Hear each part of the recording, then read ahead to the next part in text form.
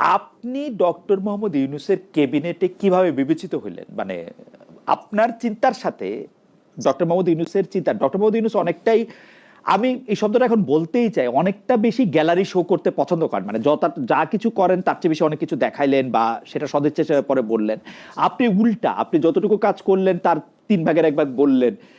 আপনাকে কেন, মানে ওয়াই ইউ? পৃথিবীতে তো অনেক লোক ছিল। এটা ঠিক।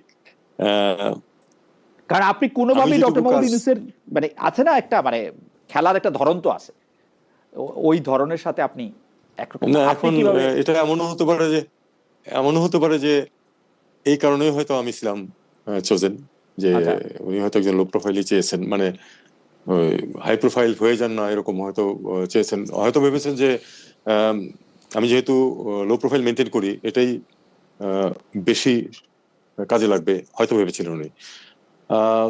এর বাইরে আমি আসলে কিছু জানি না।